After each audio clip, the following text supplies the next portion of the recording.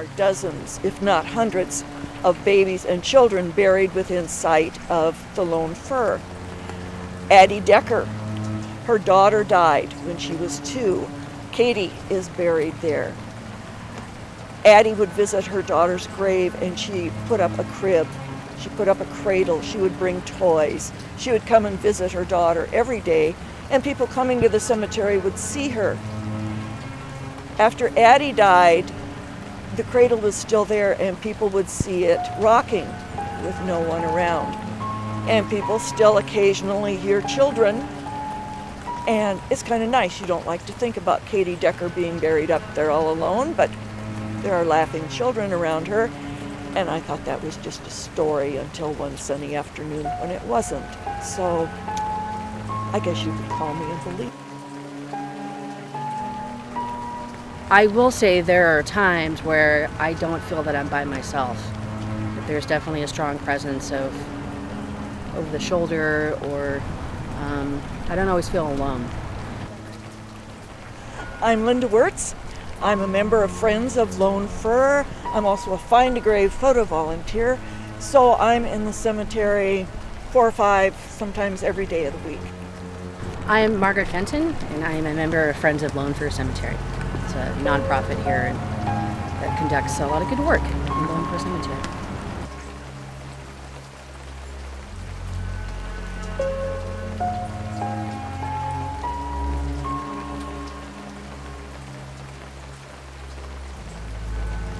The first burial was in 1846. Emmer Stevens, who came west with his son and daughter-in-law and grandchildren, he lost his wife 2 days out on the trail, and he sort of lost his love of the trip and his sense of adventure. He lasted less than a year. He was buried on the corner of his son's claim, farthest from the house, as was the custom. So for several years it was the Stevens family cemetery, and in 1992 Metro took it over. It's still a working cemetery.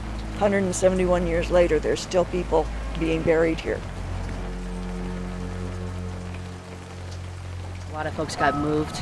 A lot of folks have unmarked headstones, and I think that energy is definitely here.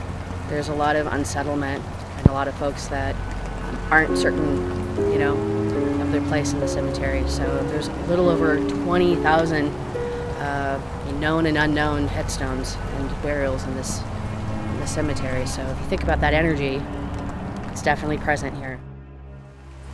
There are so many unrecorded and unmarked and informal, we call them when people just jump the fence in the dead of night with the body and dig their own grave, in the cemetery, that people feel it's a sad place. There are stories to go along with those, violence and everything else.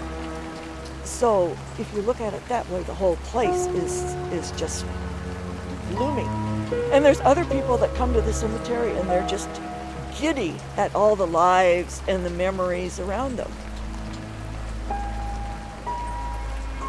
There are always rumors, especially in an old cemetery like this. Your traditional lady in white, your coachman with the scarf around his face.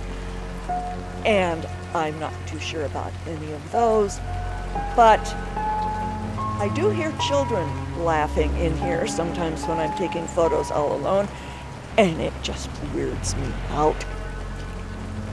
I was out here looking for a headstone to photograph or find a grave, and the cemetery was pretty quiet. Usually there's people walking back and forth, there's runners, there's yoga classes, but it was very quiet, and I felt like someone was watching me, which made no sense because there wasn't anyone there. And then I heard, if you've ever heard a baby or a toddler laugh, it is just so clear and just so joyous. And I spun around and there were no kids around. And then you hear like a little giggle and then another laugh. And I put away my camera and ran back to my car because either there were ghosts there or I was losing it and I needed to leave.